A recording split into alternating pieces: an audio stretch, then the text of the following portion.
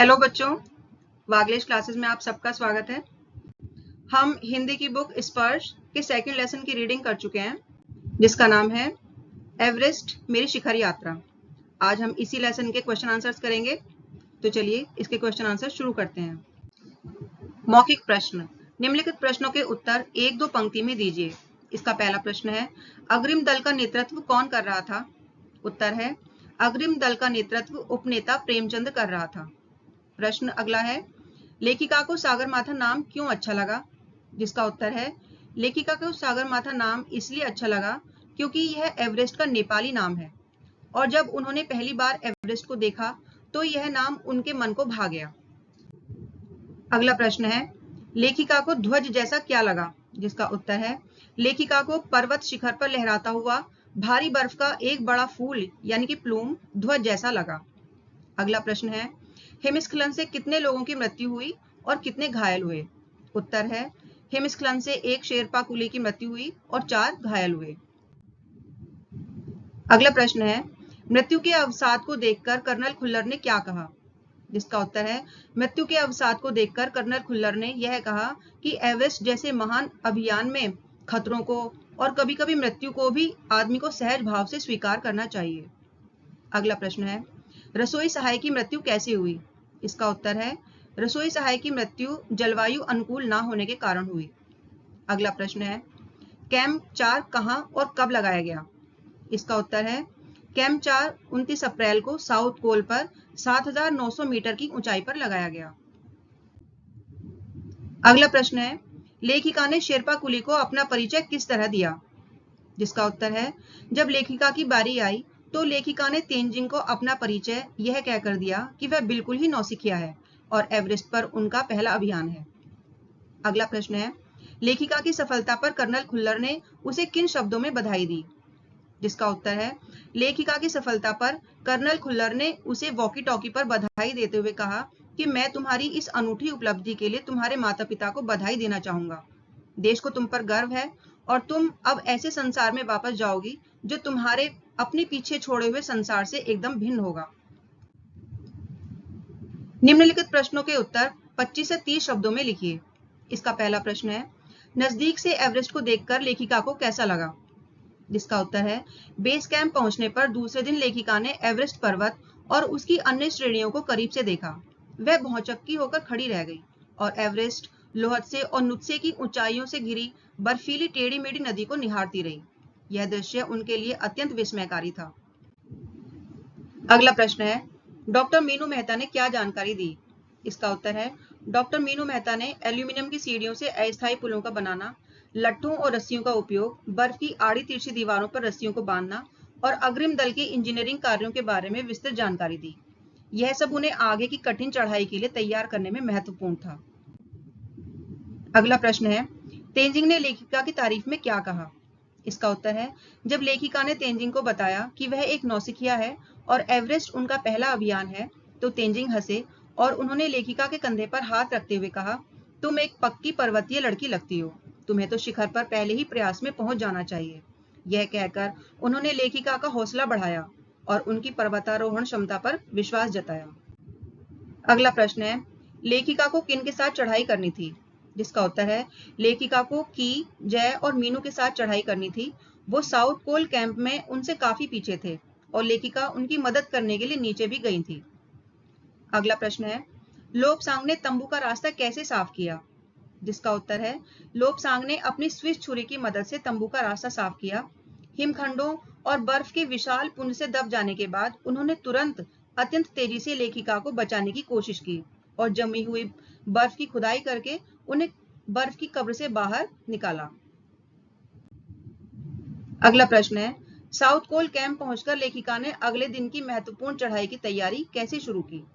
इसका उत्तर है, south pole camp पहुंचकर लेखिका ने अगले दिन की अपनी महत्वपूर्ण चढ़ाई की तैयारी तुरंत शुरू कर दी। उन्होंने खाना, कुकिंग गैस और कुछ ऑक्सीजन सिलेंडर इकट्ठे किए। इसके बाद उन्होंने अपने दल के दूसरे सदस्यों जो पीछे रह गए थे उनकी मदद करने के लिए नीचे जाने का फैसला किया। निम्नलिखित प्रश्नों के उत्तर 50 से 60 शब्दों में लिखिए। इसका पहला प्रश्न है, उपनेता प्रेमचंद ने किन स्थितियों से अवगत कराया? जिसका उत्तर है उपनेता प्रेमचंद्र, जो अग्रिम दल का नेतृत्व कर रहे थे, ने 26 मार्च को पेरिस लौटकर टीम को खुम्बू हिमपात की स्थिति से अवगत कराया। उन्होंने बताया कि उनके दल में कैंप 1 तक का रास्ता साफ कर दिया था, जो हिमपात से ठीक ऊपर है। उन्होंने यह भी जानकारी दी कि पुल बनाकर, रस्सियां बांधकर तथा झंडियों से रास्ता चिन्हित कर सभी बड़ी कठिनाइयों का जायजा ले लिया गया है।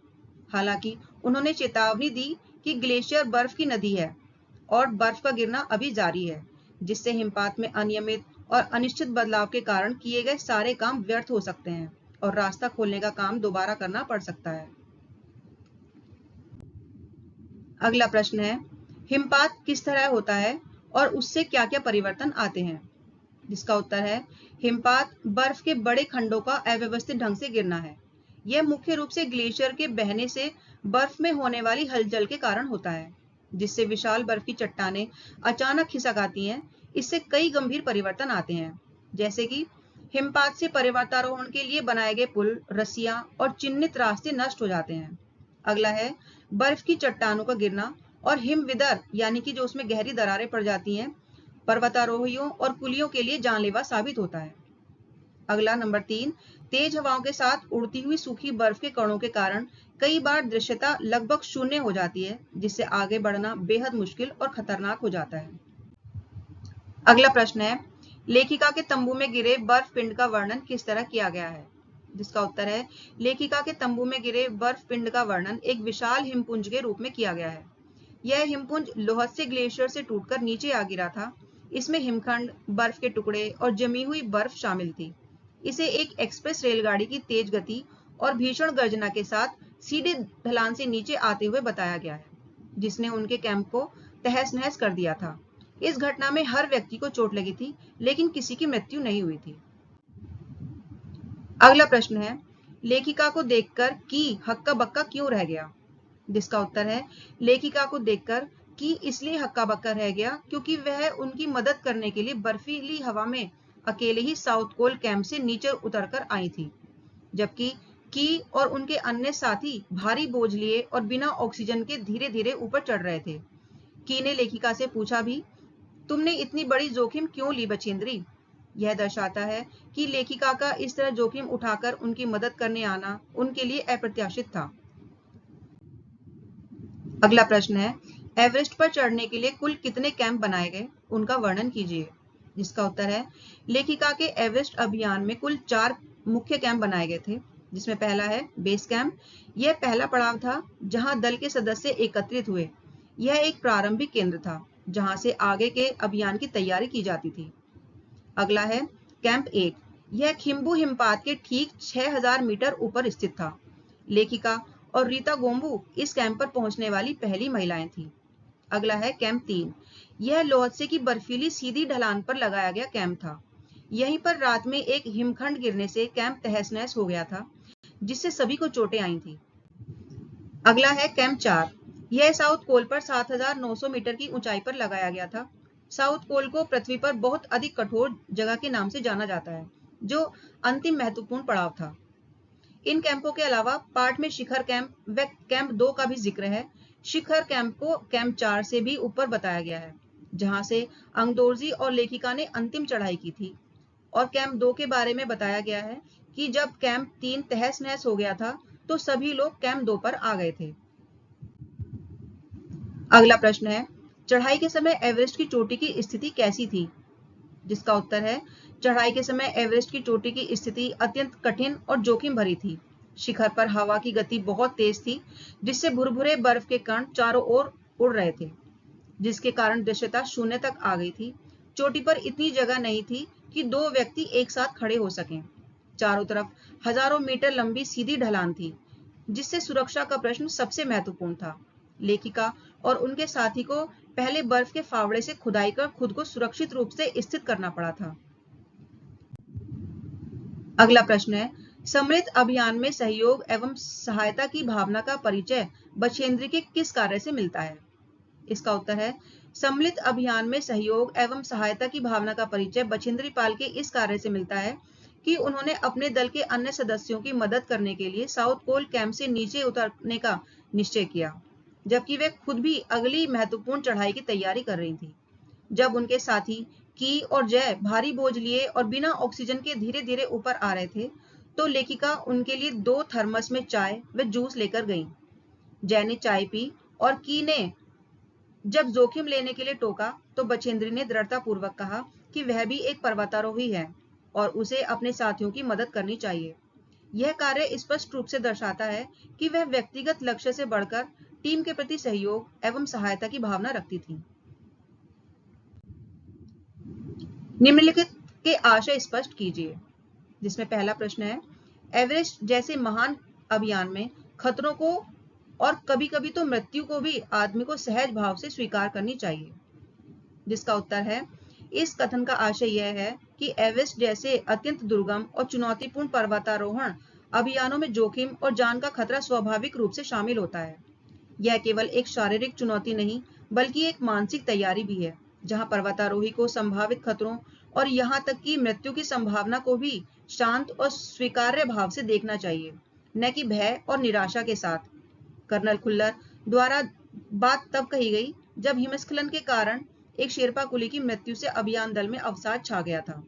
उनका उद्देश्य दल के सदस्यों को यह समझाना था कि ऐसे अभियानों में दुर्घटनाएं और जीवन की हानि अप्रत्याशित नहीं होती, बल्कि वे इस साहसिक कार्य का एक अभिन्न अंग है। अगला प्रश्न है, सीधे धरातल पर दरार पड़ने का विचार और इस दरार का गहरे चौड़े हिम विदर में बदल जाने का मात्र ख्याल ही बहुत डरावना था। इससे भी ज्यादा भयानक इस बात की जानकारी थी कि हमारे संपूर्ण प्रयास के दौरान हिमपात लगभग 1 दर्जन आरोहियों और कुलियों को प्रतिदिन छूता रहेगा। इसका उत्तर है, इस कथन का आशय यह है कि पर्वतारोहण के दौरान हिमपात का खतरा केवल एक अप्रत्याशित घटना नहीं थी, बल्कि एक निरंतर और भयानक वास्तविकता थी। लेखिका को यह बात विशेष रूप से डरावनी लगी कि सीधी बर्फीली ढलानों पर दरारें पड़ सकती हैं और वे गहरे व चौड़े हिम विदरों में बदल सकती हैं, जहां गिरने पर बच निकलना लगभग असंभव होता है। इससे भी अधिक भयावह यह जानकारी थी कि उनके पूरे अभियान के दौरान, यानी हर दिन, हिमपात लगभग 1 दर्जन पर्वतारोहियों को और कुलियों को किसी न किसी रूप में प्रभावित करेगा, जिसका अर्थ था कि वे लगातार मौत के साए में रहेंगे। अगला प्रश्न है, बिना उठे ही मैंने अपने थैले से दुर्गा माँ का चित्र और हनुमान चालीसा निकाला। मैंने इनको अपने साथ लाए लाल कपड़े में लपेटा, छोटी सी पूजा अर्चना की और इनको बर्फ में दबा दिया। आनंद के इस क्षण में मुझे अपने माता पिता का ध्यान आया। इसका उत्तर है, इसका आशय लेखिका के शिखर पर पहुंचने के बाद के भावनात्मक और आध्यात्मिक अनुभव से है। एवरेस्ट की चोटी पर पहुंचने की उपलब्धि के बाद लेखिका ने केवल पर्वतारोहण की सफलता का जश्न नहीं मनाया, बल्कि अपनी गहरी धार्मिक आस्था और अपने माता पिता के प्रति कृतज्ञता व्यक्त की। बिना उठे ही घुटनों के बल बैठी हुई उन्होंने दुर्गा माँ का चित्र और हनुमान चालीसा निकालकर उन्हें लाल कपड़े में लपेटा और बर्फ में दबाकर छोटी सी पूजा अर्चना की। यह कार्य उनके लिए एक प्रकार का धन्यवाद ज्ञापन था, जिसमें उन्होंने अपनी सफलता का श्रेय अपनी आध्यात्मिक शक्ति और अपने परिवार के संस्कारों को दिया। यह क्षण उनके लिए केवल एक शारीरिक जीत नहीं, बल्कि आनंद, श्रद्धा और कृतज्ञता से भरा एक पवित्र अनुभव था। भाषा अध्ययन। इस पाठ में प्रयुक्त निम्नलिखित शब्दों की व्याख्या पाठ का संदर्भ देकर कीजिए। निहारा है, धसकना, खिसकना, सागर माथा, जायजा लेना और नौसिखिया। अब इसका उत्तर है, निहारा। निहारा का अर्थ है ध्यान से देखना और गौर से देखना। पाठ के संदर्भ में इसकी व्याख्या है, यह नमचे बाजार ही था जहां से मैंने सर्वप्रथम एवरेस्ट को निहारा, जो नेपालियों में सागर माथा के नाम से प्रसिद्ध है। यहाँ निहारा शब्द का प्रयोग लेखिका द्वारा एवरेस्ट के पहले दर्शन के लिए किया गया है। अगला है धसकना। इसका अर्थ है खिसक जाना या अंदर की ओर दब जाना।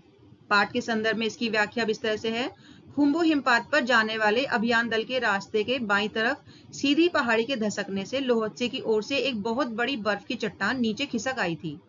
यह धसकने का अर्थ है पहाड़ी के किसी हिस्से का अपनी जगह से नीचे की ओर खिसक जाना या टूटकर गिर जाना। अगला है खिसकना।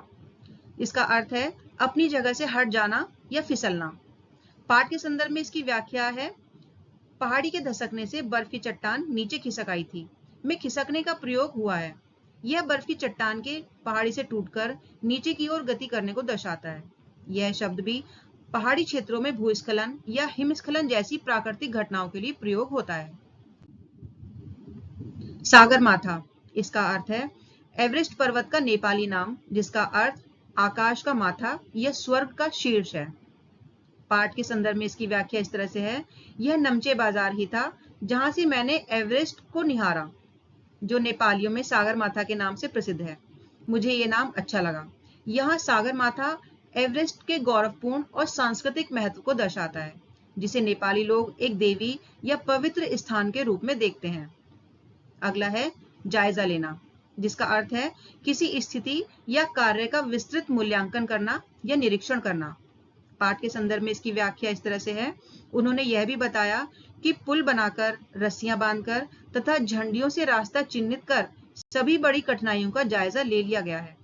यह जायजा लेना का अर्थ है अभियान दल के अग्रिम सदस्यों द्वारा खुम्बु हिमपात के रास्ते पर आने वाली सभी बाधाओं, कठिनाइयों और खतरों का गहन अध्ययन करना। अगला है नौसिखिया, इसका अर्थ है किसी काम में नया व्यक्ति जिसने अभी अभी काम सीखना शुरू किया हो या अनुभवहीन। पाठ के संदर्भ में इसकी व्याख्या इस तरह से है, जब मेरी बारी आई मैंने अपना परिचय यह कहकर दिया कि मैं बिल्कुल ही नौसिखिया हूं और एवरेस्ट पर मेरा पहला अभियान है। यह नौसिखिया शब्द का प्रयोग लेखिका द्वारा अपनी विनम्रता और इस क्षेत्र में अपने कम अनुभव को दर्शाने के लिए किया गया है। निम्नलिखित पंक्तियों में उचित विराम चिन्हों का प्रयोग कीजिए, जिसमें पहला है, उन्होंने कहा कि तुम एक पक्की पर्वतीय लड़की लगती हो, तुम्हें तो शिखर पर पहले ही प्रयास में पहुंच जाना चाहिए। अगला है, क्या तुम भयभीत थी? अगला है, तुमने इतनी बड़ी जोखिम क्यों ली बछेंद्री? जिसका उत्तर है, यहां दी गई पंक्तियों में उचित विराम चिन्हों का प्रयोग अब इस प्रकार से किया गया है, जिसका पहला है, उन्होंने कहा के बाद हम कॉमा लगाएंगे, उसके बाद इन्वर्टेड कॉमास को शुरू करेंगे, उसके बाद लिखेंगे तुम एक पक्की पर्वतीय लड़की लगती हो, इसके बाद फुल स्टॉप लगाएंगे, फिर तुम्हें तो शिखर पर पहले ही प्रयास में पहुंच जाना चाहिए, इसके बाद हम फुल स्टॉप लगाएंगे और फिर इन्वर्टेड कॉमास को क्लोज करेंगे। अगला है इन्वर्टेड कॉमा शुरू करके क्या तुम भयभीत थी, क्वेश्चन मार्क लगाएंगे और उसके बाद इन्वर्टेड कॉमास को क्लोज करेंगे।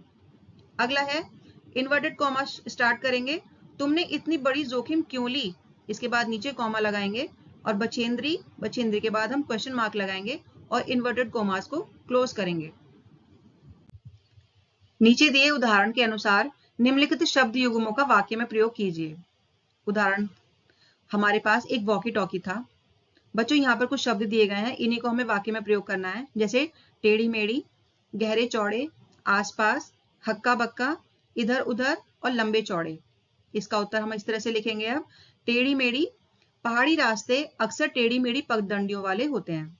अगला है गहरे चौड़े, हिमपात के कारण पहाड़ पर गहरे चौड़े हिमविदर बन गए थे। अगला है आसपास, नमचे बाजार के आसपास के गांवों में अधिकांश शेरपा रहते हैं। अगला है हक्का बक्का, जब उसने मुझे खतरे में देखा तो वह हक्का बक्का रह गया। अगला है इधर उधर, तेज हवा के झोंकों से सूखी बर्फ इधर उधर उड़ रही थी।